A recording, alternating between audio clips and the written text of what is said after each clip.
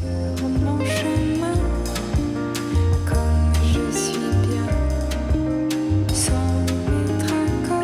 are now listening to Femme podcast with Tessa Markle and Carolina Alvarez. Femme. Hey, fam. We are, like halfway through the season now already? Oh my God, yes. And we are also like chugging along with post-production for our film, which is super exciting. So it's cool to kind of do this now while we're in post and kind of continue to share. It's been, we're going to get to see the full assembly cut this week with our editor. So that's like the first rough draft of your film, if you want to think of it, like your first, when you write a script, that's the rough draft. You get to see kind of from point A to point B, the full story, no special sound effects or music. I mean, yeah, I'm just excited to kind of just take it all in and, what you see and what you thought you had on set. It's going to be really interesting to see how it translates, and we'll let you know what we think maybe the next time we record. Yes. But yeah, it's been really fun. And getting back on the pod and meeting so many inspiring new people to add to our community is also amazing. So let's introduce our guest from today. So our guest today is Gretchen Warthen, who is a camera operator. And first of all, we found her on Instagram and we were just impressed by how many things she's done, how many places she's gone. She's gone to over 40 countries all over the world. She's done so much different work, from reality shows to documentaries, award-winning shows. I mean, we're talking like Circus Books. If you guys haven't watched that doc on Netflix, it's really good. NBC series Starting Over, Showtime documentary, Real L Word, Project Runway, one of both of our favorites, so many different things. And she's also done narrative work. So she's literally done the entire gamut. Thing. This episode to me was so educational. I mean, I learned something from all of our guests, but this really felt like a class. Yeah. There were so many things that I was and I was able to understand it all, because I feel like a lot of times, when we talk about people that are more on the technical side of things, like a camera operator, sometimes I just can't wrap my brain around it. I'm the first to admit, all of that is above me, and I can't technology is not my friend. But the things she talked about today made sense. And there were so many tips and tricks and stuff that you're going to get from this episode. If that's something you specifically want to go into, listen to this episode twice. For real. Yes. I swear you'll probably miss things the first time. There's so much. And one thing, a director or producer, that you're going to learn so much as well, because there's a lot of things that, we in those roles have to pay attention to. So definitely give this a listen. It is not just for camera ops and cinematographers, because you'll just get to really understand what they're dealing with and the kind of equipment and all of that that's going to benefit you and what you're trying to build. Yeah. And one thing I want to highlight too, that I didn't think about it when we were recording, is Gretchen mentions, when you're on set, if there's downtime, ask the camera operator. If that's something you're interested in, ask them the questions you have. And she said, that's how she started. She would ask them questions that she had. And she said, I would never ask for a job. And I thought in that moment, you're not asking for a job, but you're planting that seed, because if that camera op sees oh, this person is really eager to learn and they're already doing their job well, they're going to remember you. So think about that when you're on set next time, guys. It always pays to ask questions. Of course, don't be annoying, but when there's downtime, people are eager to share something they're passionate about, and they want to help people that are also eager to learn that and to pursue that path. So think about that next time. 1000%. Yeah, great advice. We're shouting out Gretchen. You might know her as @LadyCameraGuy on Instagram. So if you aren't already excited about her, you will be after this episode. Stay tuned. Well, Gretchen, I wanted to let you know that you were referred to me through a fellow producer friend of mine. And she's like, you got to follow this gal. She's amazing. She does cinematography. Her Instagram page, she's always motivating women in the field. And that's what we're about here on the show, is finding women that we can highlight and represent and Tessa and I do not handle cameras. So it's always fun to have someone on the show who can really speak to that and help inspire younger filmmakers who are trying to break in. So we're just so excited to have you. I'm excited to be here. I got years and years ago, Martha Stewart she was given The Apprentice, and I was like, I got to work on that because I loved Martha Stewart, and she had just gotten out of jail. So I called everybody I needed to call. And when they interviewed me for that show, they were like, okay, so what we need from you is the names of 3 editors that have had to work with your footage and 3 line producers that would hire you again. I said, okay, well, do you also want directors, DPs? And they're like, no, we do not care if you're fun to work with. We want to know if your footage is good to work with. So I'm like, okay, great, you got it. And I hung up and I'm like, oh, line producers. Okay, I mean, that's easy enough. But like editors, they're just names on crew lists. And I was like, I don't know any of the editors that have worked with my footage. So I just sent them the lead editor for the last 3 shows I'd worked on. Just like hope for the best. Because, in post, it's all hindsight. So it's like, why didn't that shooter do that? Why does the footage look like this? And they don't know, because they weren't there. And I always wish like one of the audio channels was just walkies. So they would know why I wasn't paying attention because the walkie was overwhelming me and I couldn't, or somebody was telling me to do something that I'm like, that's a terrible decision, and they're like, do it anyway. So, and but she called back a half hour later and she said, we don't need a reel, you're hired. The editors love you. And I was like, oh yeah. So fast forward to America's Next Top Model, which I was on for seasons and seasons. I mean, the crew was amazing, the travel was amazing. I had such a good time on that show, and they allowed us to be as creative as we wanted to be. So I was always setting up crazy shots. And I would be like, if I want my frame to be cooler than the photographer's frame. stupid stuff like that.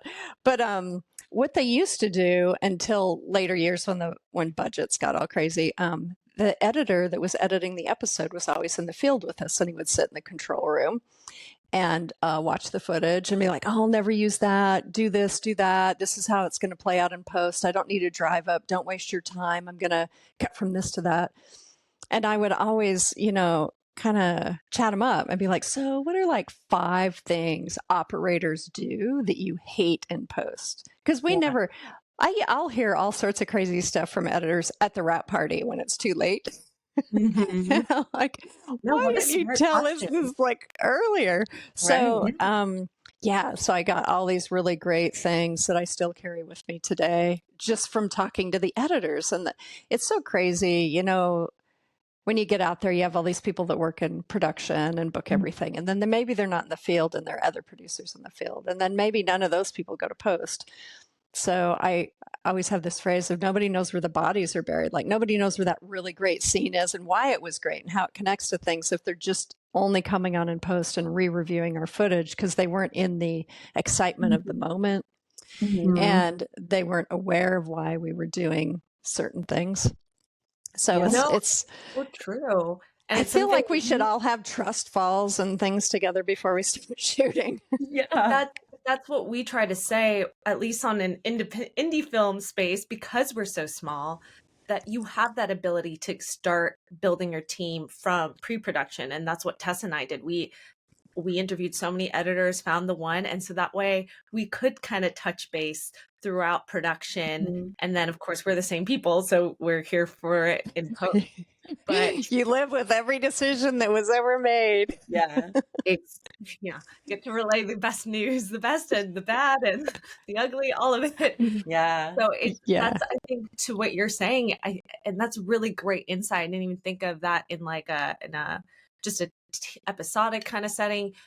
If you can have a contact with the editor that you're working on, like I think even from a DP perspective, that's such a great way to have a conversation to set your shoot up for success. I work with a lot of DPs who do not do this. They're like, this is the camera and lenses I'm using because of all these things. But I have to consider if it's handheld, it's got to be comfortable for the operators and myself because I operate everything I do because you can't pry What was that thing from Sunset Boulevard? Out of my cold, dead hands. You just can't pry that camera out of my hands. So it's like, is it going to be comfortable? Like, there's certain camera builds. I don't care what it looks like. If the footage is going to be terrible, because nobody is going to be able to listen to the dialogue to hold the proper shot anyway. Yeah. So, but I always loop in whoever the post supervisor is going to be to ask them what is the optimal setup that you guys have been set up for in success, especially, as time goes on, post schedules get shorter and shorter. They're really under the gun. And for me, I need to offer post time to finesse that footage and make it beautiful and weave the stories and have pacing and really take the time to make it great. And if they're busy dealing with a camera footage or ingesting or matching or all this stuff that takes a lot of time and frustration for them, that's just taking time away from making the final narrative more powerful. So I do try and work with whoever the post supervisor is going to be before I choose a camera package.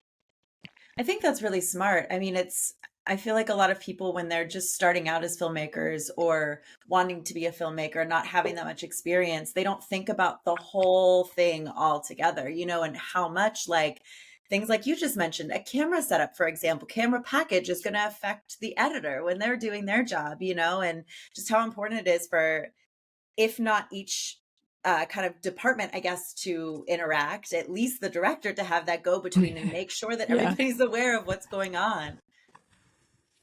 Yeah, it is. It's important. I have lots to say about that, but I don't know. Well, take us back. What made you go down the path of cinematography, and like what helped you build kind of the robust career that you had? Take us through that moment where you're like, this is how I finally found a way to start doing it consistently. So I guess first how you got into it, and then how you found the consistency for it. Well, I joke a lot about, like, I went to the school of trial and error. I still feel like I'm in that school. I'm working on my 6th PhD in trial and error. But Girl, that's life. Yeah, right? We learn it. We love it.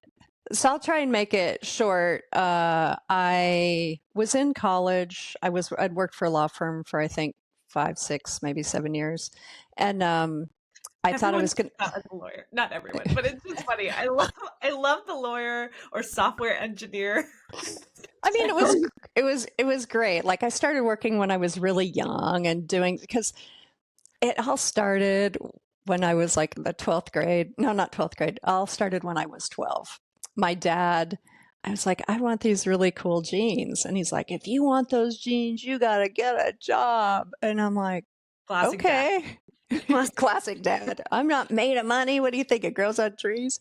And I'm like, oh, okay. Get a job. Oh, yeah, well, I'll go. So I got a job. And I'm 12 years old, like, doing dishes in the back of this restaurant. And I was underage. So they didn't really want me out, with the customers. But I was making my money and bought my jeans. And it was really awesome. And, but, financial independence is pretty amazing. And I discovered when I was 12. Yeah. So I was kind of climbing the career ladder all through junior high and high school. So by the time I was a senior in high school, I had this really great resume of like working, like my junior year in high school, I was the night cash manager for Kmart, which was a big department store. And I reconciled all the cash for the day and did the deposit and all this really important, like, responsibility stuff. But to me, it was just another job, and it was numbers. So it was very black and white. So I didn't think it was too difficult. And so my senior year in high school, I heard about a job at a law firm. And my grandmother, her words of wisdom for me were, marry an attorney or be an attorney. So I'm like, okay, I'll work for an attorney. This will be great. We'll see how this goes. So I'm a senior in high school. I'm working at this law firm. It's the Attorney General's law firm. So it was pretty high level, prestigious, corporate, nothing too crazy. And I loved it. And like, before I know it, I have a, 401k, and I've got paid holidays and vacations and double minimum wage for a high school senior. It was really great. And so there was somebody in the office that was a paralegal, and I thought, her job's pretty cool. And you don't have to go to law school, because I had to pay for my college. And to me, law school was just off the table. And I'm like, I think I could afford to get where she's going. And so that was my trajectory. And I'm a junior in college. I'm working for a law firm. I'm all figured out. My life's set. My family's super stoked that I have, that I have a job that you wish for when you graduate. And I've had it for years. And then Madonna had this Make My Vogue video contest. And friends of mine and I were like, let's make a video. We had no idea what we were doing. It was hilarious. So we wrote this little script, and we didn't know what voguing was either, but we had seen the drill team, and one of us had been in drill teams. We came up all these like drill team dances. It was it was like a Vogue parody or something. I don't know. It was terrible, but it was hilarious. It was footage. It was fun to make, and it was like, summer break, and we didn't have anything else to do. Yeah. But I was the one tasked with operating the camera because I wasn't afraid of any technology. And I thought, oh, goodness, great. So, but once I put that viewfinder to my eye, it was so different. I was like transported into this other world, and it was so big. And I was like, wow, this is great. So we lost the contest. I don't even need to say that out loud. We did. It was... But I was just like, this is so great. My friend was like, let's take intro to video, and we could do it for audit. No credit, no books, no tests. We just like do what we want to do. So let's go have more fun. So I'm like, and then there's more gear. And well, okay, great. So we did this intro video class, and my teacher, Peter Luzzi, had just graduated studying under George Cukor and was showing us all these crazy weird movies. So I was very inspired by like Black and White and Cutting Weird and all this experimental stuff. So I did a bunch of comedies, and then I was not out at the time. Nobody knew I was gay.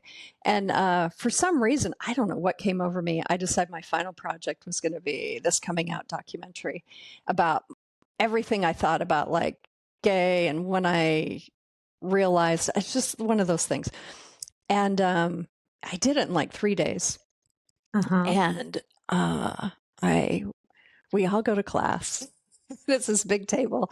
There's like 30 of us, and everybody is playing their videos. And I'm panicked, but I've also convinced myself I'm not going to show it to anybody because I'm not doing this class for credit. Nobody needs to see my final project. I could just say, oh, I had technical errors. It's not done. Yeah. But he's like, hey, Gretchen, we haven't seen yours yet. You're the last up. And I was like, okay. And it was this big long table, and I just slid the box up the table, and it was like one of those movies where this box comes in the camera slow motion. And you put it in the VCR because I'd been doing comedies. Like it starts out with all this moody black and white, and like it's German, and it's forwards and it's backwards. I don't know. People just thought it was hilarious. And then I came on, started narrating it, and you don't actually see me. You just hear my voice.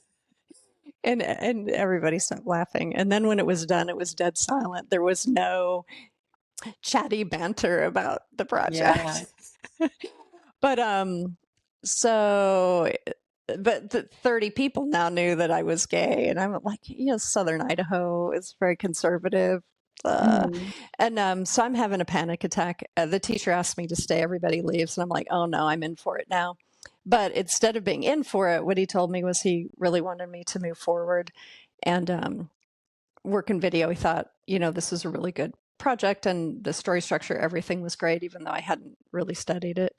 And I'm like, I'm a senior. Like I did this class for fun. I don't have the time. He said, I'll give you 6 credits. Go make things. And because the gear room is only open for a small window of time in the morning and the evening, I'll give you keys to the gear room. So if you get inspired or want to do anything, go, and whatever gear is not already signed up for, you can just sign up for it, take it. If you're inspired, just shoot it, just go. And I'm like, oh, okay, great. Yeah, more fun. It's just like, I'm not taking it serious at this point. I just know that I'm doing something that I just... You're breaking a lot of completely love. Filmmaker hearts right now. They're like, you got keys to the gear room? Well, that's huge. I was working for a law firm. He thought maybe I was respectable, or maybe not. I don't know now that I think on it. But so the first project, my first like, oh, okay, great. I'm going to go do something. I'm going to, and the thing that's going to follow up this little 5-minute coming out piece is a feature documentary film.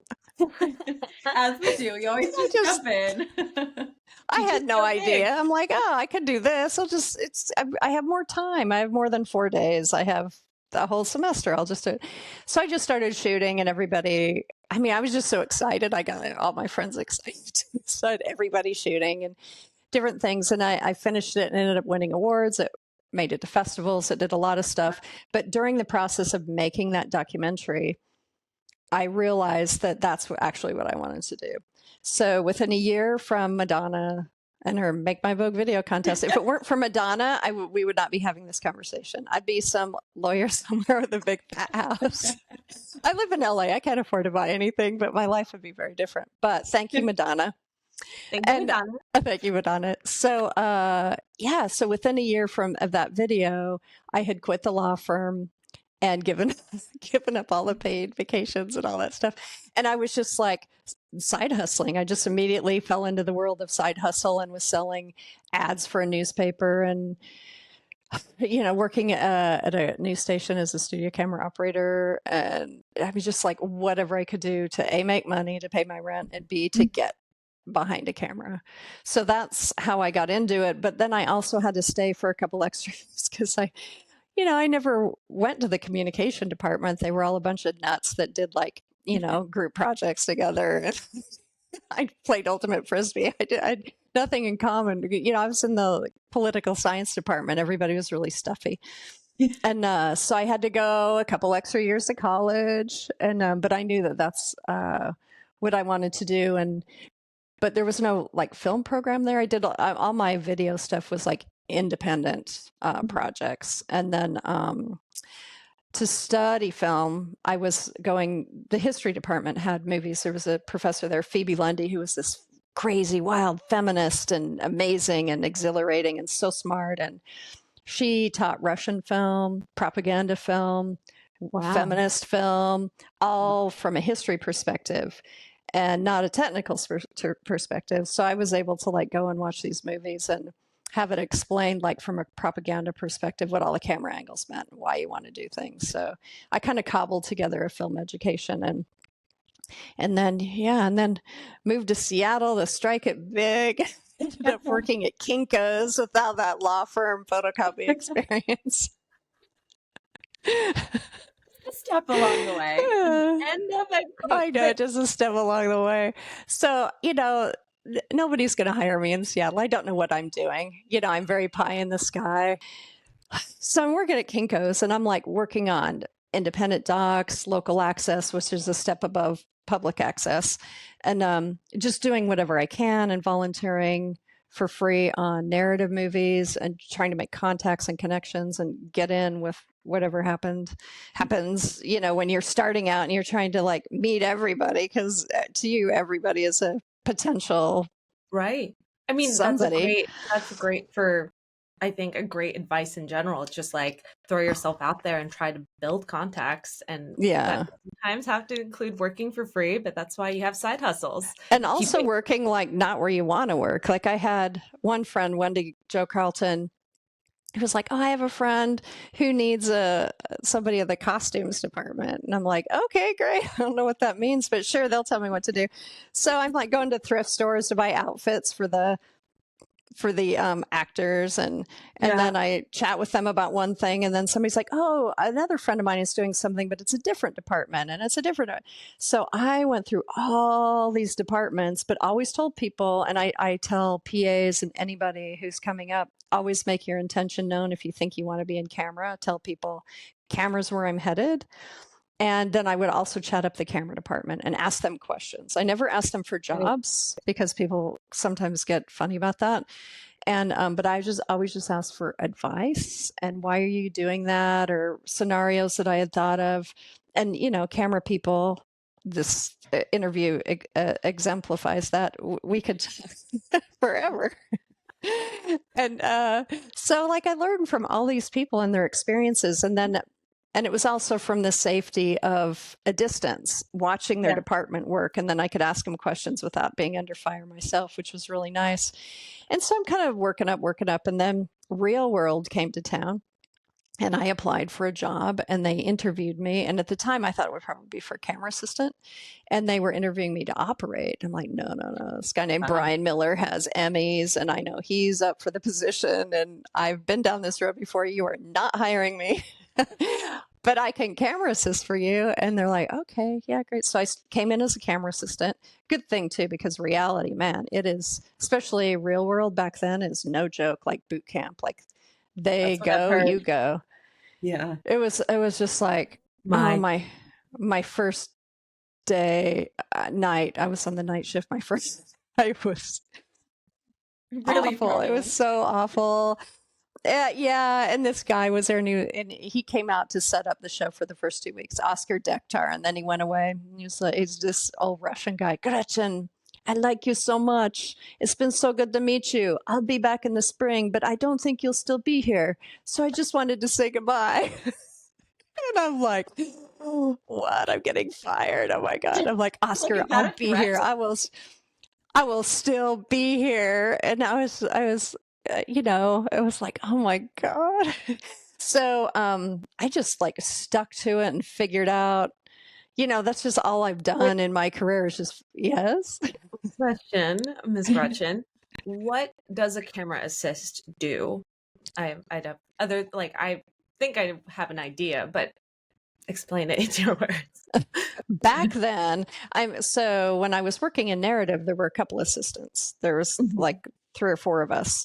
But in reality, it was just one assistant per operator, but it was very different. Like we only had one zoom lens. We didn't have a bunch of primes. We didn't have camera reports. We didn't have a lot of things that I had in narrative.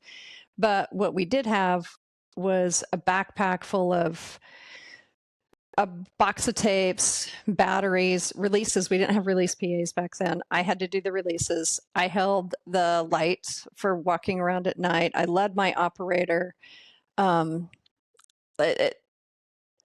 If we were in a van, which was pretty rare because the rule was if they walked, we walked, and they didn't have a car. If we had a production van for some reason, which is pretty rare because there were only 2 and usually they were in use doing things, then the AC also drove the production van. So I would have to find the parking, somehow get out to light the walk-up shot, once they were seated, get the locations released, the area release everybody that might possibly be on camera. And then at the end of the day, I would have to log all that footage and like match up the releases with the time code and describe who was in frame so every release would be used. So when everything got shipped out, it was lock and load. So there were times if we were out all day that to me to wrap up my day at the end would be maybe another 3 hours of work. Wow. Yeah. So, I mean, my heart kind of races still thinking about that run bag was so heavy and we had battery belts and the batteries didn't have, like now they have little gauges that tell you how much time or what voltage. We didn't have any of that. But what I learned in narrative was everything has a serial number. So I kept track of the serial numbers and then kept track of what gear performed the best. And nobody else was doing that. So, and I could tell which chargers got to last. Like the batteries would come from here, but not there. So I would put all the best batteries where nobody would go for them. And I'd come in and pack all my stuff. There was this one battery belt that would last for days, but something was wrong with it. So it was in the repair pile. And the tech supervisor just didn't want to fix it because he was kind of grumbly about stuff. So I just would put it in the repair pile on charge every night of the night. And it was sure enough, it was still there for me the next day. Perfect. So it was just like, figuring out how to do things. And, I was mentored by some good people back then. And another thing back then, this is years later, I was on the show that had the first story producer. That was not a position when I started. Angie Tarantino was the first person sent out by Buna Murray to be a story producer, and they were going to test it out, see like how it went. Yeah. Now, quite often the directors are story producers, but at the time they were documentary directors. They could all pick up a camera. They knew where the record button was and how to change tapes. And they could also pick up a mixer and mix audio. So that's how you broke your crew. So if your crew was had been shooting for an hour or so as the director, you and the AC would And usually the director would mix the audio so that they could stay and continue to take notes, and the AC would fill in for the operator. Like that's how, and they would give them 10, 15-minute break. So there wasn't a crew that would rotate through. The director and the AC would be the ones that rotated through. And now, I mean, I think I'd be hard pressed to find anybody that could give me a break and shoot a scene. Yeah. Wow. It's kind of funny how it's just changed so dramatically. Like the crew's there's just the four of us. That was it. Everything was single camera.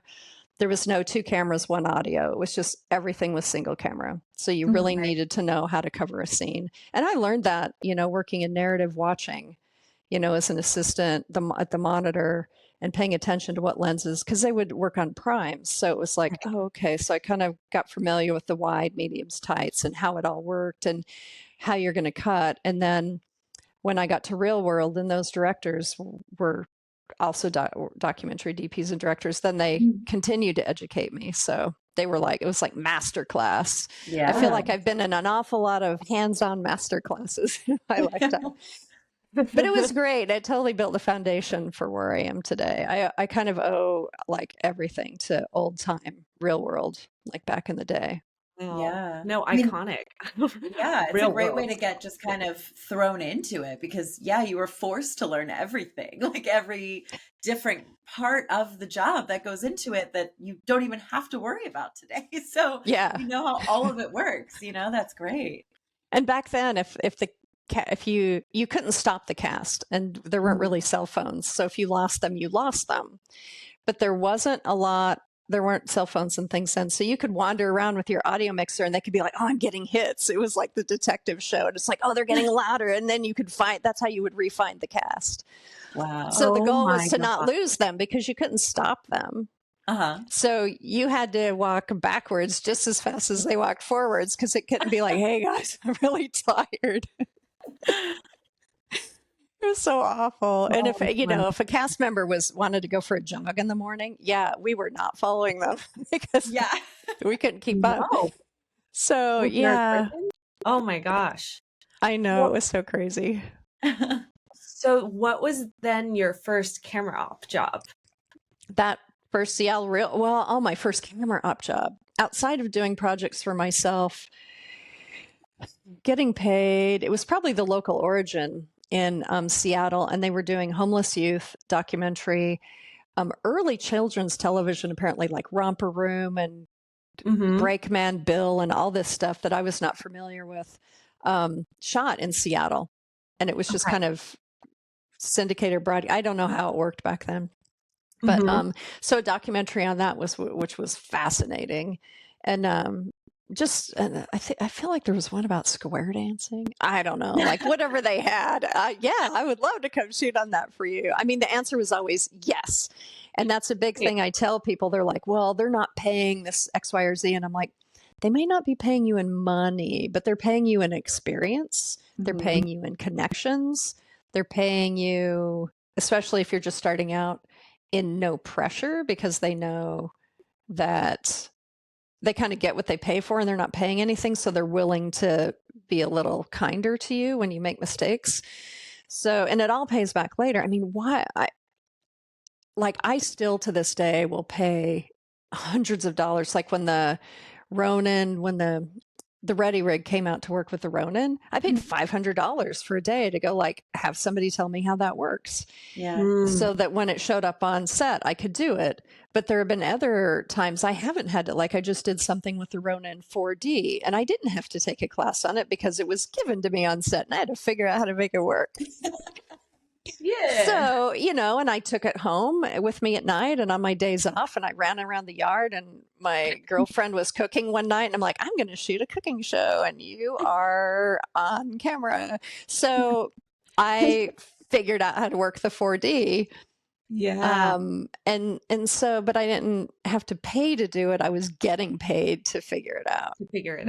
Yeah. So it's like you kind of have to balance this as you go. But there's still the fine line if you don't want people to take advantage of you and you do need to ask for what you're worth. And I negotiate almost everything now because I know I will help you in post. I will save you in money in post. I will save you time in post.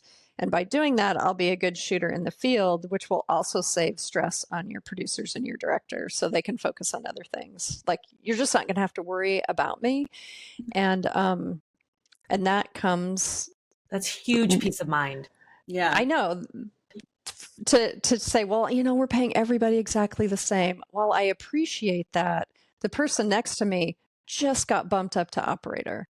Their footage is not going to treat you in post like my footage is going to treat you. Like, when I arrive on set and it's like, okay, this is what we're going to this is where we're going to be shooting, get ready.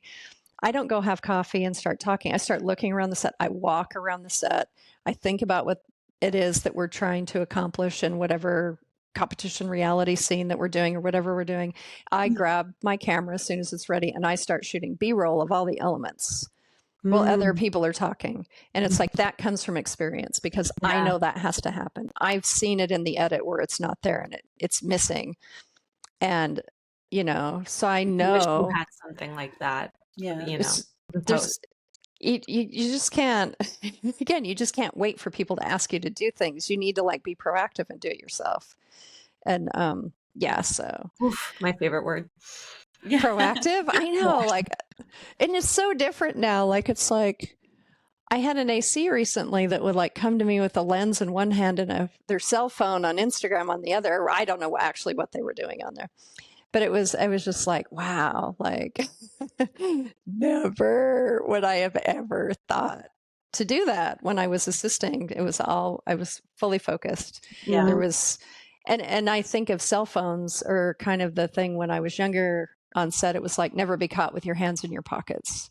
Always look around. There's always somebody that needs help. There's always somebody that you can be learning from. There's always something that you can be gaining from right now. Don't just stand around with your hands in your pockets. And I look at people on their cell phones and I'm like, this is the hands in the pockets. Yeah. And the reason I got an Apple Watch is so I can put my phone on the camera cart and not even look at it, not even have that distraction.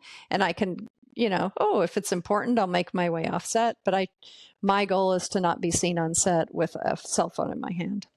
Yeah. I think that's important too, because it's not only does it, keep you focused, keep you doing what you're supposed to be doing, but it allows you then, if something happens that you're like, oh my God, this is the perfect moment, I have to get this, even though you weren't even supposed to be working in that minute or whatever, then you don't miss those things. And who knows what gold can happen on set, whether it ends up being who knows? It could be B-roll. It could be something for promotional, whatever, but still you would have missed that moment if you weren't paying attention. Exactly. 100%.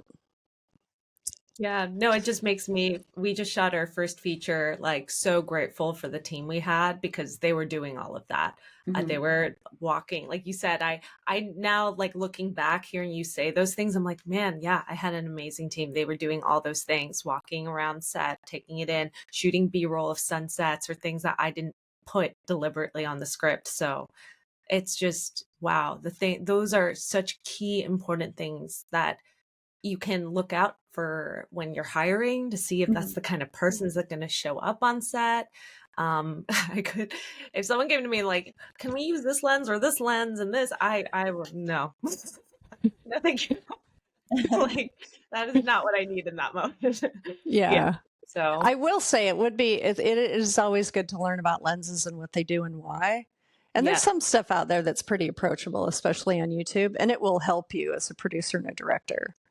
And I've been line producers know, and it's a very the line producers tend to know more about gear than anybody else on set because they have to deal with the numbers, right? And they're always having these negotiation conversations of I know that you want a red with Cook anamorphic primes, but what if we do this instead? What if we shoot on the G Masters?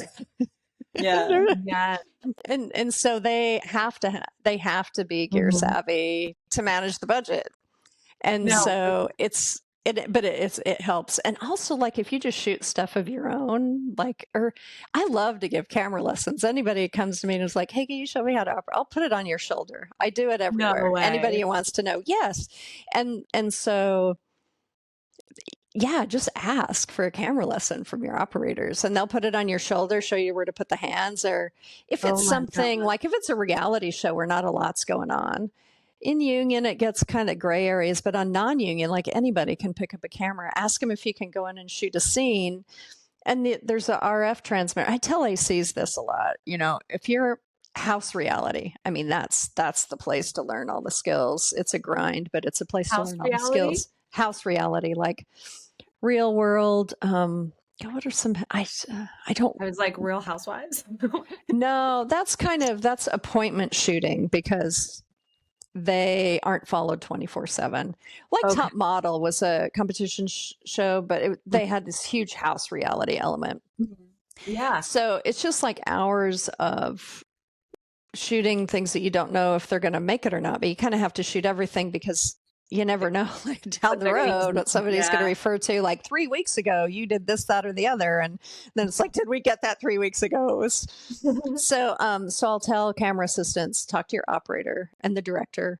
And when it's a slow moment, go in with the camera and shoot. And, you don't have to record. I recommend it. But go in and record. And they can see your microwave transmission from the camera in the control room. So they can see what you're shooting. They can see your positioning. How's your eye line? How's this? How's that? They can kind of help you with your coverage, like your shot list of all the things that you need to cover for every scene. But they're on everything now. There's house reality show. There's Pelcos or surveillance cameras in all the rooms. So you can see the positioning of the camera assistant in the room and the obstacles that they may be up against. Like you don't see the couch because it's down here. It's not in the frame, but they can't go any further right. And you're thinking, I wish they could go further. But then you can look at the couch and you can say, what you could do is, and give them strategic information. But so people are watching you and they're guiding you. And that's what was happening to me in the early real world days. I had people like, it's getting a little tense, back up and zoom in. A, you want to give them space, but B, a longer lens adds more tension. Yeah.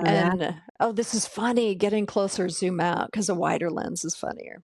So just all those little things. So they can walk you through that. And then when you come off the floor and your panic attack is over because you don't have the camera on your shoulder and everybody looking at you, you can pop that, memory card into whatever playback system they have, and your operator can sit with you and you can re-look at everything you shot and talk about why you did or didn't do that whole thing. Yeah.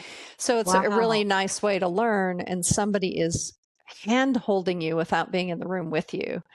Because, in reality, it's really just the camera and the audio mix that are in there. There's not like a whole crew. They're off somewhere else. So that's how people can observe you. And I'll also sit with assistants and we'll watch people shooting live, and I will tell them I would have maybe done it this way to do it differently, or I think they're doing it this way because of that, or, oh, that's really cool that they thought of that in this room. I love that. I'm going to mimic that shot. Steal it for my own. Yeah, I know. So it's like, there's just so much you can learn as an assistant. There was this one assistant I had in on Project Run that was like, I need to learn about the camera. And I'm like, great, get a tripod. And they're like, well, what do you mean? Aren't you going to tell me about the camera? And I'm like, no, I'm going to tell you about the tripod. Because you need to learn about all the support tools. And then I go over the camera with them, but like, I don't turn on the camera for like 4 or 5 days. Like they're not looking through the eyepiece, nothing. Yeah. But with the tripod, there's this whole thing of like, what height is it going to be at? Where's your zoom control going to be? Are you over or underslung? You have to think about your heart. If your arm's too high, it's going to get tired. You're going to get numb. Your reaction on the zoom is going to go off. You need to have the handle lower, like the physics of it. There's always physics. And they're like, oh, I just thought, I'm like, no. And like, this is how you lock it and unlock it. And this is how you balance it. And then a lot of them, a lot of cameras don't have this anymore, which is really frustrating. All these modular builds totally suck. But the really good ones, the shoulder pad for handheld slides back and forth. So it'd be like, you would never walk away from a tripod and leave a camera unbalanced for your operator. They should be able to come up and lock the tilt and the camera stays. It doesn't go this way. It doesn't go that way. So it's balanced on the tripod. Why would you build a camera to be unbalanced on your operator's shoulder if you would never do it on the tripod. You need to respect your operator like you respect the tripod and make sure it's balanced on their shoulder. Yeah. So when it's on their shoulder and they let go, it doesn't fall off. Oh my God. I posted this video on Lady Camera Guy, this handheld training I did last spring. And I was trying to get the camera balanced and everything right before the trainees came. And the person shooting our social media came up and said, "What are you doing?" And I'm like in the middle of it. And I look at her and realize, oh no, she's shooting. And I'm like, I'm trying to make sure the camera's balanced so that when people come in, they can put it on their shoulder and do this. And I took my hands off of it. And it's like this big, massive Sony Venice with a cabrio lens on the front and a microwave trans, like I don't know how many. I might have seen this on your gram. I don't know how many hundreds of $1,000s worth of gear. It's just teetering on my shoulder. But it's like, this is what you want to do. And people like lost their minds. Like people are like, that's so irresponsible of you to do that. And I'm like, no, it's irresponsible to not balance the camera. You need to take the time to have pride in your camera builds. That's so many things I would have never thought of, though. Like the whole thing where you said, like, your arm gets tired if it's above your heart, and like just so many things that it makes perfect sense. But I wouldn't have never thought of that myself. And there's this whole thing about counter pressure. Like to get things to be solid, you need all this counter pressure. So for me, it's like the camera naturally pushes down, so my shoulder pushes up, and then I'll smash my head into the camera, and then I'll move my shoulder into the camera. So my shoulder's going up and in. So there's 4 points of contact already. And then the zoom and the focus. So you've got 6 points of contact. You should be rock steady. But if you're like, if you've only got one hand and you're all great and sexy with the camera and you've got your phone in the other hand, I just don't get it. And, like your shot's not going to be stable. Like you're not fooling anybody. Your shot's not stable. So it's all about stability. And what I love is since about 10 years ago or so, I started transitioning back into narrative. And I love it, especially on like fake reality shows where they come up and they're like, it's too steady. It needs to look more like reality. Like, could you put some movement in it? And I'm like, I've spent my whole career trying to be a human tripod. And in reality, it's not steady enough. But in narrative, it's too steady. It doesn't look right. Of course. Well, yeah, because that's the whole like emotional feel with Steadicam. Like a lot of times when we want to do like a handheld kind of thing, we want that kind of shake. I mean, it depends, but that's like, I can see why the narrative has that emotional feel versus, okay, we're going on sticks. It's different feel and energy, Yeah. So, but reality shooters spend their whole life killing themselves physically to be as steady as possible.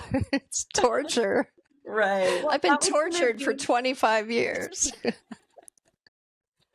That was going to be one of my questions. It's, it sounds like you got really a foot in the door doing reality, built your whole, like, not career, but just the tools that you needed to get on the field along with documentary. And then you landed also doing narrative simultaneously. So with all those different, I guess my first question is it really different in terms of shooting when it comes to narrative, documentary style, and feature?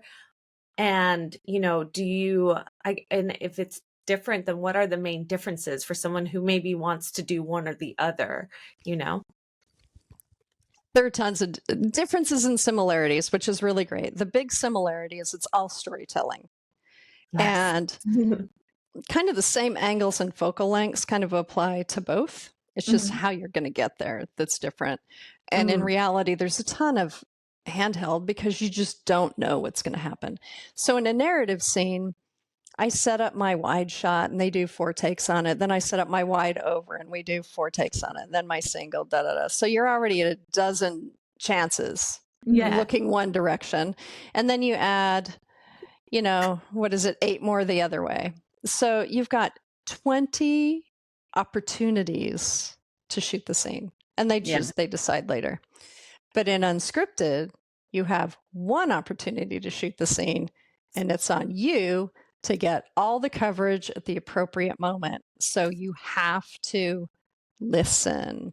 Like narrative, I still listen in narrative because sometimes an actor will change up a performance and I'll know right away. So I can respond to that.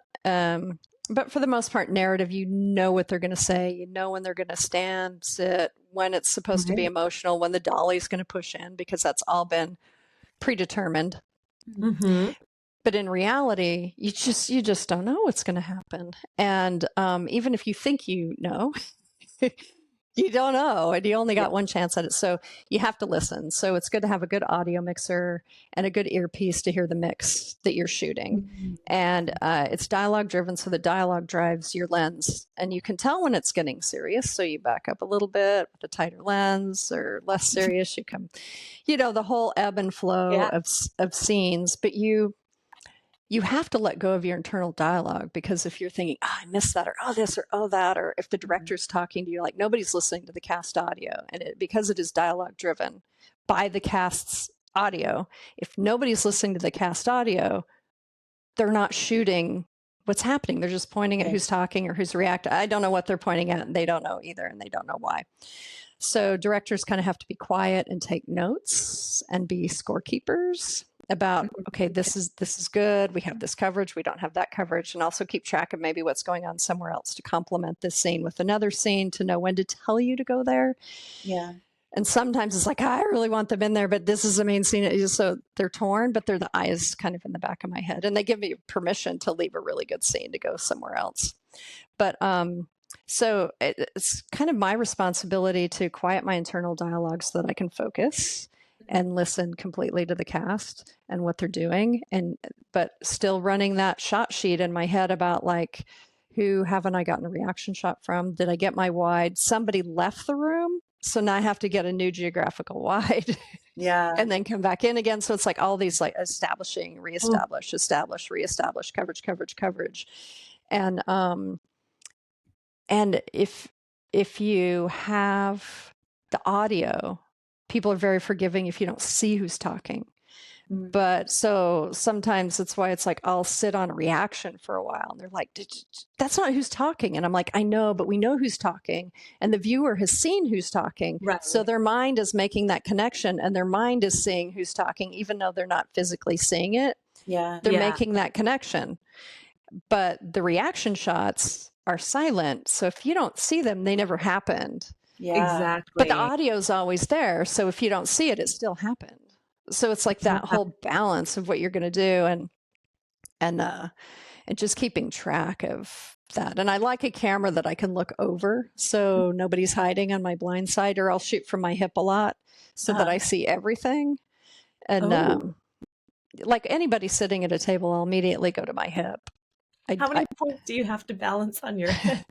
Well, back in the day, it was like an AC pouch, which is fairly fat. And then more recently, I finally gave in and got the hip shot, the little shelf that pops out, and you plop the camera right on top of it. Andre Kernosh made that. It's like $450, I think, worth every penny.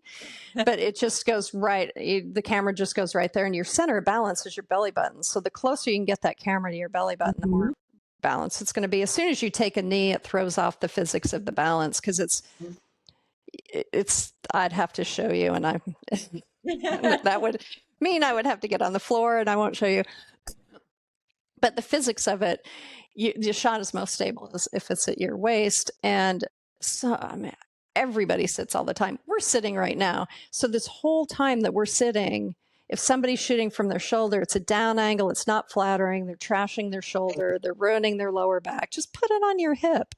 It's more stable. The eye line's right. You could shoot longer. You're not ruining.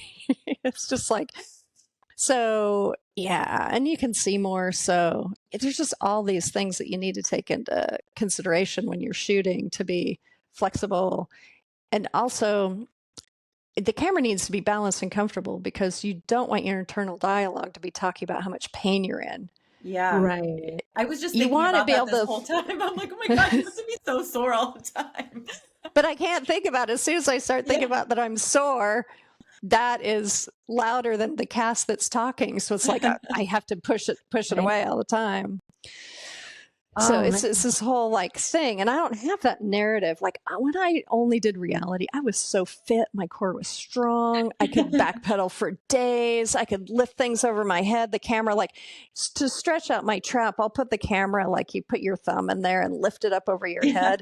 Beautiful, high, wide shot, but it's stretching me out. Real crowd pleaser. But like that takes strength. I can still do that. But it's like in reality, I was just so fit, and doctors would be like, you really need to exercise more. Work isn't an exercise. And I'm like, are you kidding me? So it's like, more I get into narrative, it's like I've gotten out of shape.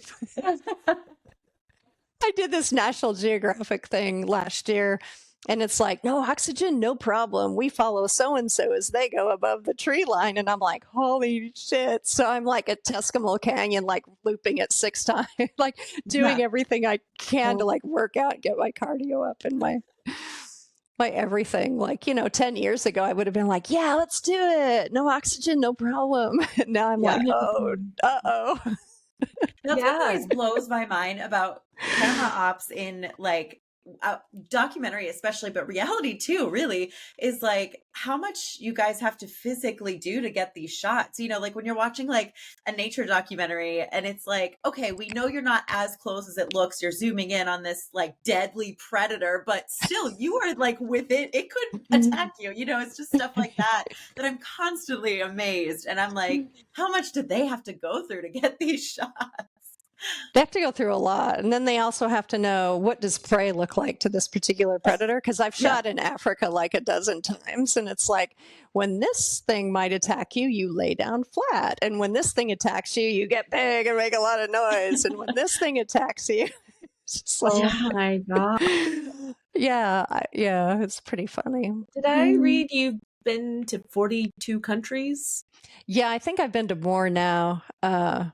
I guess I should probably update the bio, but yeah, I've been all over the world.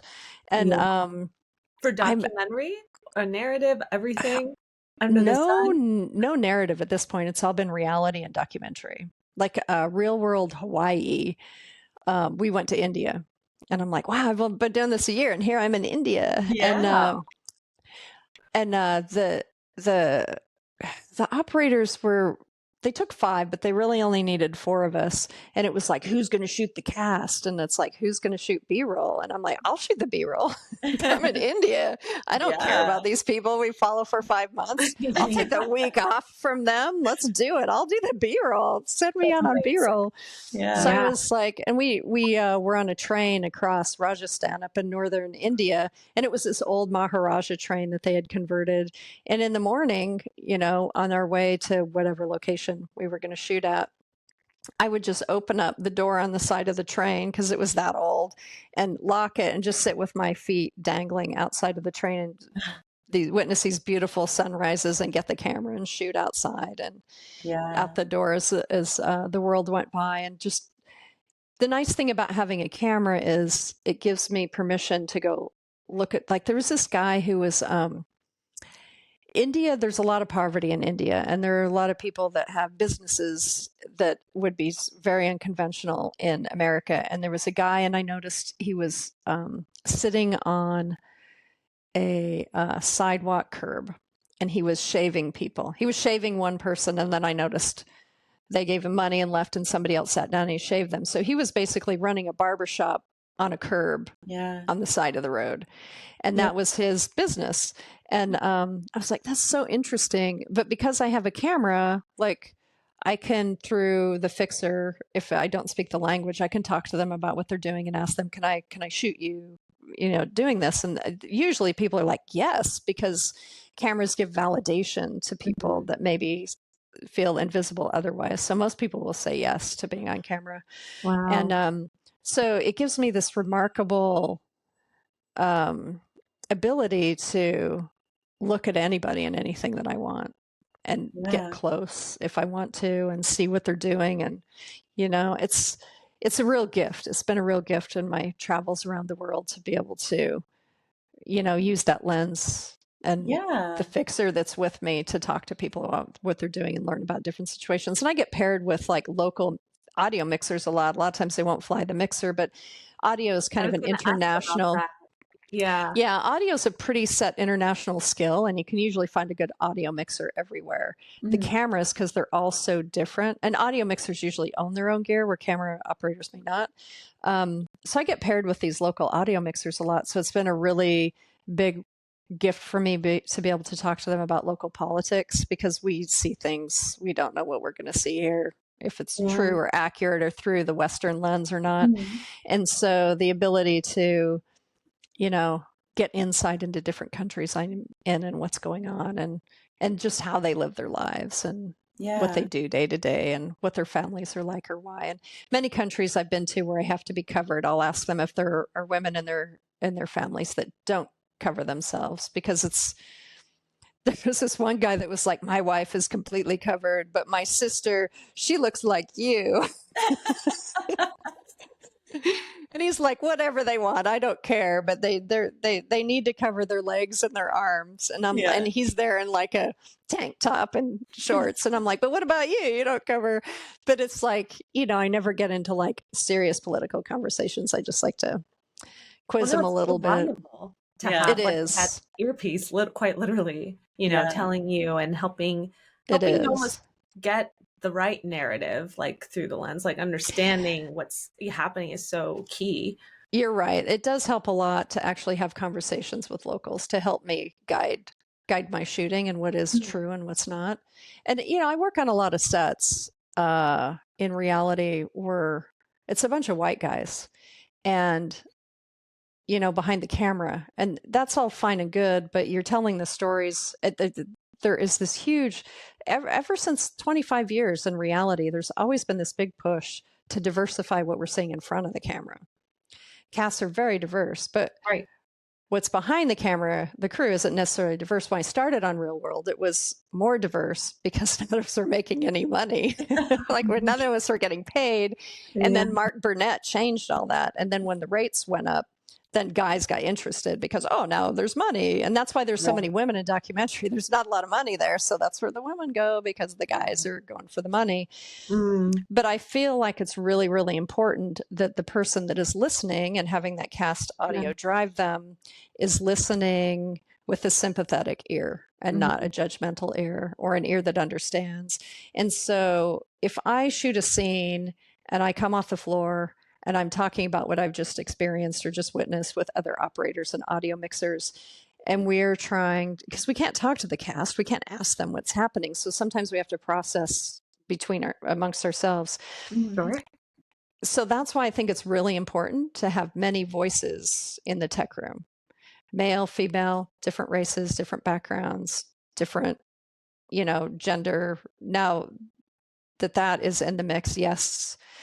It's something I didn't think about for so long, because, people on the whole gender scale, it's really been something that has been talked about now. But anyway, if you have many opinions and ideas about what might be seeing, it kind of helps that it's not all through one lens, it's through many lenses. And even though what we come up with might be happening is not even close, at least it's a different narrative than if I just imposed my worldview on it. So I think it's really important to have diversity behind the camera, because especially in documentary, your story is going to be better at the end of the day. There's this guy, Russ Helt, who he's now primarily in post, but he used to be a showrunner on early Real Worlds, like Real World 10 New York. And he was really big on the cast needs to see behind the camera themselves. So they know that they're safe, they're protected, and they will be properly represented. If they see people that they don't think are sympathetic ears, they're not going to open up. They're just not going to share their stories the way they normally would. And then your show's not going to be as powerful. And it's going to be more one-sided. So I think it's something that there almost needs to be casting behind the lens as well as in front of the lens. That absolutely makes sense. And I think it's such an important thing because, we talk about like we founded our production company with the purpose of telling stories through the female lens, and it's such a thing that you can really see when it's pointed out to you. Once you start to notice, you're like, every movie you notice, but then with reality too, you think, oh, well, it's just what's happening. Like, how can we be telling a story through a lens? But you hear so many, like any reality show that ends up having a reunion, right? When the cast comes back and then they're like, well, this didn't show up in the edit, or this was different in real life because of the way that they edited it. But it's not always just the edit, it's the whole storytelling package from who you're shooting at the time. And yes, of course, the edit is a part of it, but that all plays into it. It's, you're telling a certain narrative still, even with reality. So making sure that you have that right sympathetic ear, like you said, really is important. And like you mentioned as well, like making sure that cast is comfortable, because they're not going to be real if they're not. I know, right? Yeah. Yeah, I was just thinking about the documentaries. Like, I love a good doc, who doesn't? And the ones you can just tell there's such a pointed point of view from behind the camera and what they all want, and I feel like I enjoy the documentaries more that really just let the story unfold without like a bias underneath it. And like, let's you, the viewer, even in film, I love it when you give the viewer the chance to take all the data and decide how they feel about a certain character or, person. So I just think that to do that right is having that sympathetic ear, like exactly what you mentioned. And I truly enjoy those documentaries more when they are like that, or those films more when they are like that. Yeah, I like a doc that takes its time. I'm working with this Greg Whiteley right now on a series about Dallas Cowboy cheerleaders. I'm not the DP, I'm the BCAM. Jonathan Nicholas is the director of photography, who I love. We've been working off and on. We met in narrative.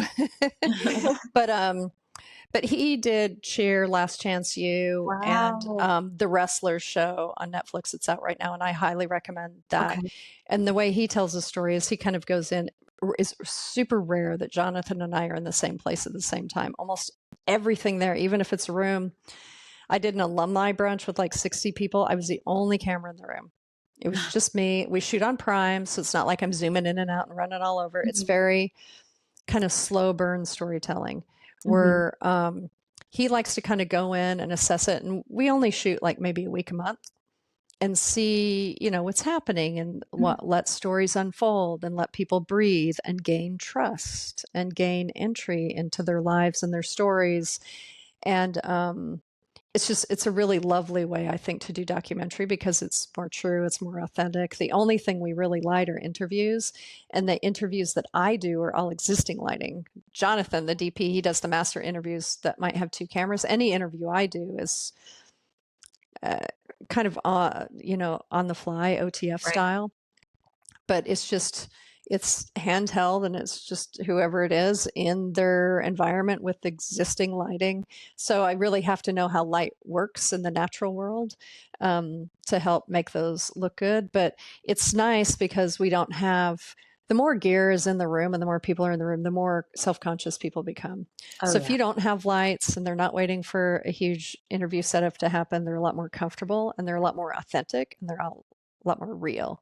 Yeah. So, I think with each Greg Whiteley project I see, he is allowed by the production company he works with to be that type of storyteller because he really gets to it. And I think it's episode 5 of Wrestlers.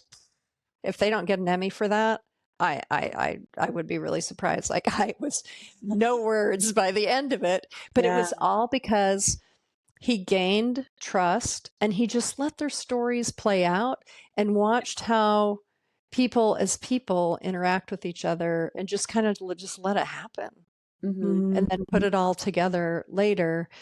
And those are the docs that I like to work on. I don't like it when I show up and the producer has a beat sheet of 50 things we need to hit by the end of the day. And it's just agenda of like, it's a day in the life. We want to see how your life really is during the day and hit these 50 things on. It's like, what? But it's not coming from the producer. It's coming from people that are higher up. Like, we need to meet all these objectives, and that happened to me recently on a show that wants to be like Cheer. And I'm like, funny, you should say this. I'm working for that director. This is how it happens. And they're like, what? What do you mean? And I'm like, you just let it unfold. You actually do just follow them around all day and like see what happens. And Greg will ask like 2 or 3 questions and then walk away.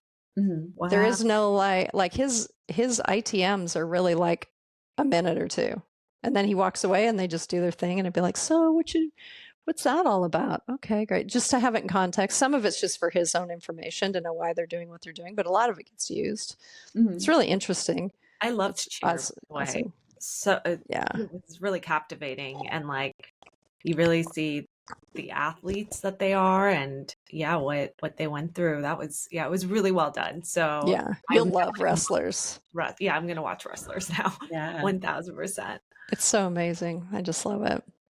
Well, look at you, girl, working on all these things. That's amazing. Yeah, it's been a good year for me despite the strike, because I do so much documentary work. Yeah. I just think about how much like I know I've learned from you today, like so many things I didn't even think about before, really, that I'm like, man, if I was on set with you and be like, hey, can you show me how this works? Like, I feel like I'd be an expert by the end of that shoot. Oh, hilarious. Well, I've been around for a long time, like Real World Seattle was 25 years ago. So I've picked up a few things along the way. So I have to ask, how did you land on your iconic Insta handle, Lady Camera Guy? That is brilliant.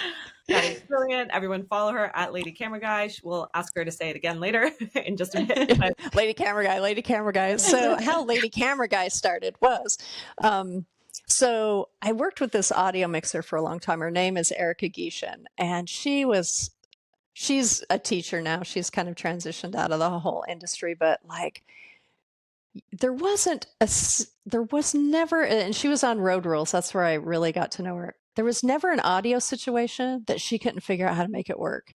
You've got 3 mics and 10 people. Okay, so if I do this, I can somehow magically transform 3 mics into 20. I don't know. She was just like the ultimate MacGyver. Like, I've still to this day never met anybody quite like her.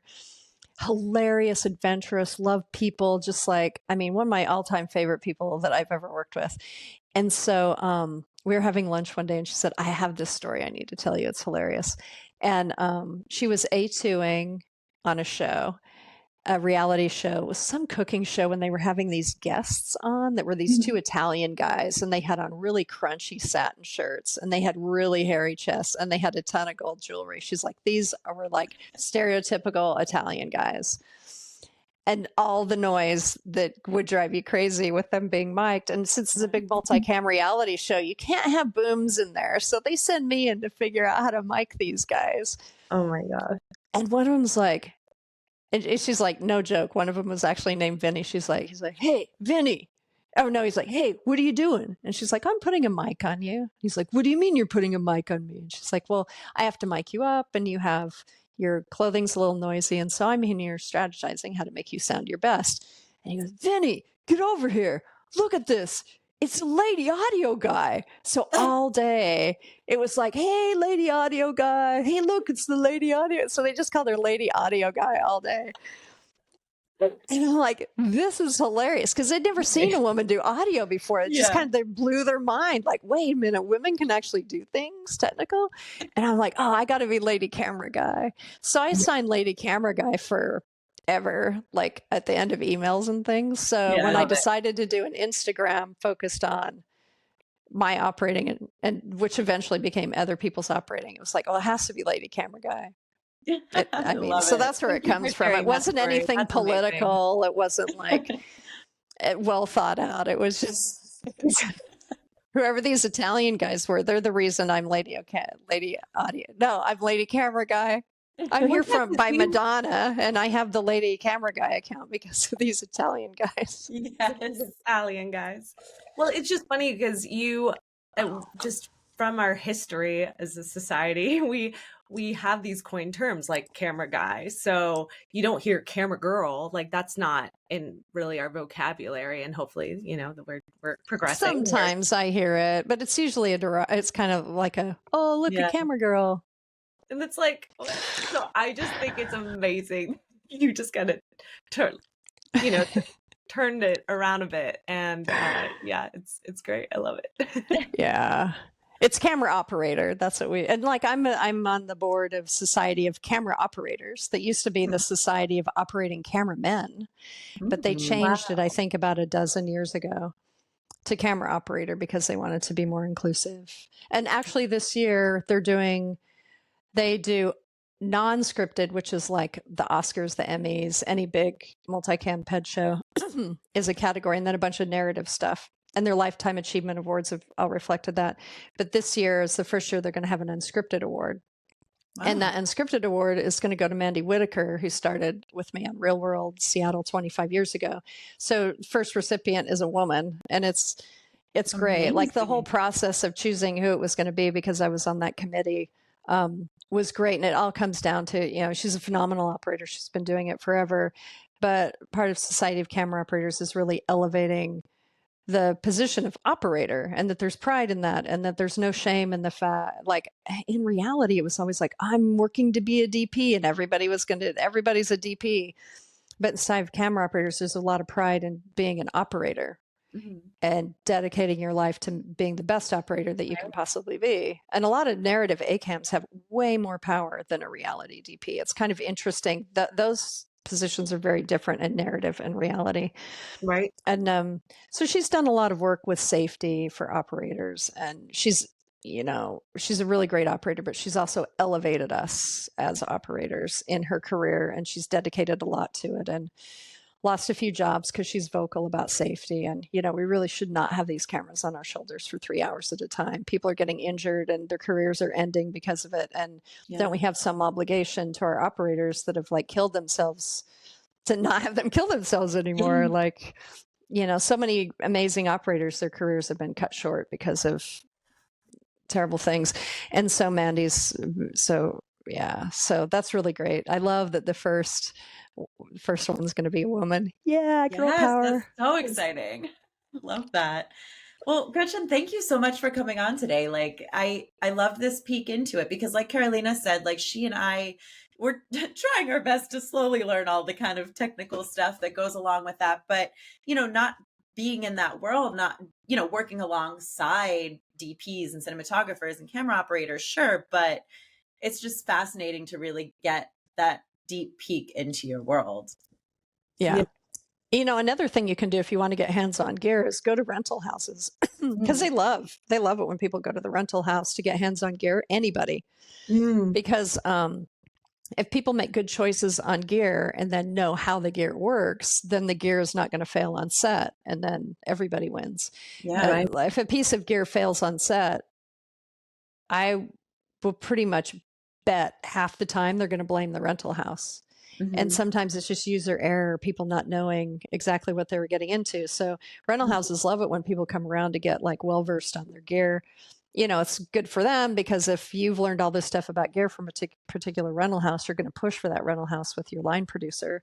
Yeah. And, so it's, that's another person that should be in all these initial production meetings, is the rental house, about because we all have to work together. We're all working with their gear, this gear that we have rented, and it may or may not have been the best choices. And then if they had actually been included in the creative conversation, they could have helped us make better choices, because who's more familiar with the rental house gear than the actual rental house? Yeah. Right. So if there's anything that you're curious about, a rental house would love to have you come in and look at it. They're very friendly. And right now, nobody's doing nothing. So they have plenty of time to tell you how the stuff works. Would you be able to do lens tests there too, and kind of get? Yeah. I mean, they love Panavision. A few people I know have called Panavision to tell them they want to set up a lens day. So they're very proud of their lenses, and they should be. They iconic lens sets at Panavision. And because you can't own, I want to get more. Yeah. Get more. That's okay. You were talking about lenses at the start, and that's definitely something that I think I've learned, that understanding how the primes work and the different focal lengths, and understanding, I want to know which lenses I, as a director, want to fall in love with and the way it looks and stuff. So yeah. And a lot of it is practicality. I have learned to shoot all sorts of things with just a prime, where 5 years ago I would have been like, what do you mean I can't use a zoom? Not even the mini zooms, not even the little Sigma art zooms that are they don't go very far, but at least they go. And now I'm like, sure, just put me on a 50 millimeter lens. I'll shoot all day and never even change it. I have that confidence now, but that all comes with but it's, it's a huge decision-making process of like, how you're going to use it. Like, is it slow reveal television, or are you actually trying to like bang out ads? It's a huge conversation. But what I will say is Panavision quite often will have lens days where people like they big groups will go out from one organization or another, or you can organize your own. Like if you have a bunch of people, you're like, hey, I have a bunch of directors and we work in documentary and we feel like we'd be better directors if we knew more about lenses. Could we come get a lens lesson from you? Or whatever rental house that you work with a lot, they'll show you the lenses, and hopefully there will be somebody there that can talk to you about it. But Panavision, like that's kind of their jam. Yeah. And so you could ask them if they could do it for you, or if there's anybody that's coming in that you could sit in with. That's amazing. I'm so excited to know that. Yeah. And then, of course, there's the YouTube. There's a ton of stuff on there on lenses. Mm-hmm. Yeah. And if you want to know about primes, there's this old fast glass. It's just endlessly fascinating. They have all the tests and they show you the footage and they tell you why these lenses are great. And it's a lot of their stuff is just old, lenses, DSLR lenses, not DSL because it was digital, SLR, single lens reflex. I can't remember what it is now, but anyway, that your grandparents used on their cameras if they had any sort of fancy camera, rehoused into cinema things. So they do a lot of that. I mean, there's just so much stuff. There's a DP I work with a lot. Her name's Megan Stockamer, and we're always having stuff back and forth. Did you see this? Did you see that? So it's also important to have like kind of a partner in crime with like your interests and like to help keep you excited and motivated. And speaking of Megan, I don't know that this is important to anybody besides this conversation, but last year I went to work on a show, Welcome to Flatch, female DP. And then I worked on Quantum Leap, female DP. And then I worked on and co-DP'd a doc with Billie Jean King about women athletes in Title IX, which is coming out soon, with Megan Stockamer, 2 women DPs. Then I worked on Dreaming in Somalia as a DP, woman DP. And then I worked with Megan on a pilot, another woman DP. And then I worked with Vanessa Joy Smith on Mayans MC, another woman DP. It wasn't until I went to work on Cheer that I worked with a guy DP. So, and now I'm day playing now with guy DP. And then Beth Kokendorfer on a series that I did in August, Woman.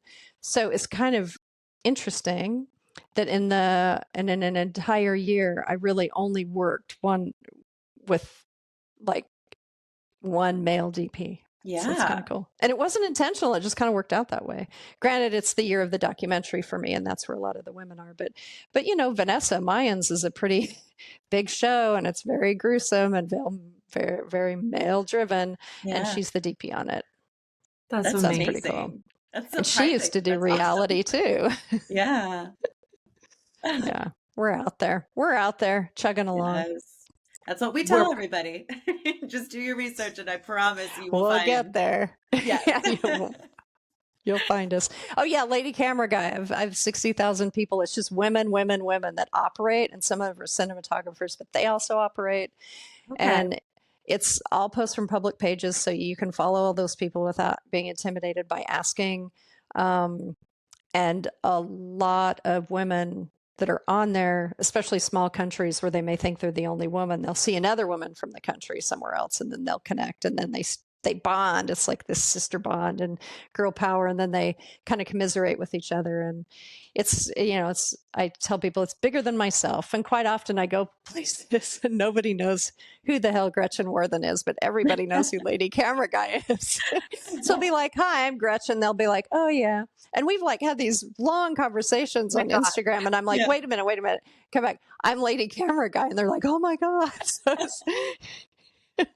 So I'm bigger than myself, or my Instagram's bigger than me. But it's a good thing. I love it. And that's amazing that you're highlighting everyone and making it approachable and building a community. And Yeah, that's what we try to do with our guests. We love it when we see our guests connecting with each other and forming their own relationships. And it's a beautiful way for us women to show other women, be like, see, you can hire her. She's amazing. Yeah. Like, do it. And the women that are on there, some are just students that are just starting out that may not even end up being cinematographers, all the way to Mandy Walker, who's like, to me, the biggest woman cinematographer in the world. So there's something in there for everybody to be inspired or to network or to, whatever you want to do. I just try and I've started, I didn't do this until maybe a year ago, posting any sort of upcoming events that I think might be interesting to women. And those are the three things I pin are always something about that. And then in my link tree, there are links to like mentorship programs, SOC, all sorts of organizations that are there that are operator related. And a lot of them are to help people that are just getting into the industry, like get a foot in or get experience. So that's all there. So I feel like it's a good resource also. Yeah. Well, fam, head on over to Lady Camera Guy for all those amazing resources. And where else, Gretchen, can our listeners find you, check out your work, pimp yourself out? Oh, pimp myself out. Well, right now it's kind of slow. So I have this Billie Jean King documentary coming up. But I have a website, GretchenWarthen.com, and there's links to all sorts of things I've worked on there. So you can look at the trailers and decide if it's something that you want to watch more of. And a lot of things I've done have been on there. I did this huge international series about 10 years ago, Operation Change, that's on there. We were in like Haiti, Papua New Guinea, Israel, Palestine, which is interesting considering what's going on right now, and just all over the world, all these different places. And that's free, and they're hour-long episodes, and it's 10 episodes. It ended up airing on OWN, but that's a very interesting show if you're interested in world travel and different organizations doing good things for people. It was a real feel-good sort of show. Amazing. So that's good. So I don't have anything to pimp out that's like airing right now. It's just a huge back catalog, listeners. Like, you've got a lot of stuff to watch in the meantime. Catch-up time. Yeah, catch-up time. Yeah. And then we're excited to hear more about this show you're doing with Mike. So, like, keep us posted when it does finally get done, and it'll be on Netflix, I think, in the spring. Okay. Football, it's just this season of football. So if they go to the Super Bowl, it'll end after the Super Bowl. If they don't, it'll end sooner. Fair enough. Yeah. It's pretty interesting, though. I mean, I had no idea. That's what I love about documentaries. I don't have any idea. Even though I'm well-researched going in, I love it. All the stories, all the people. We love it too. We love to hear it.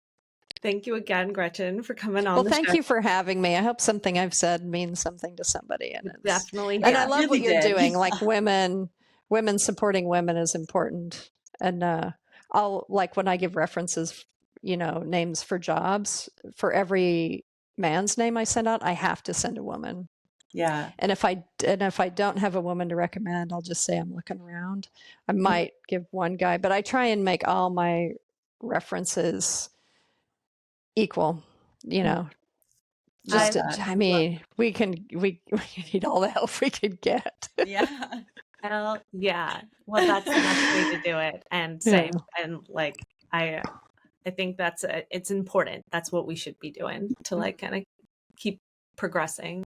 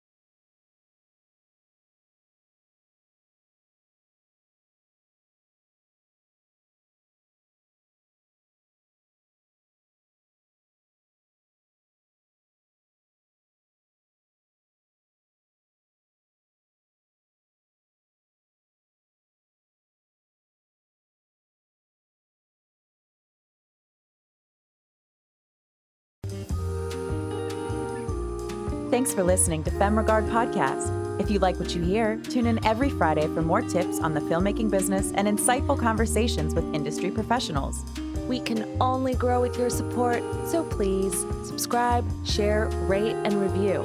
You can also join the Femme Fam on Patreon. For more on us, check us out at femregard.com.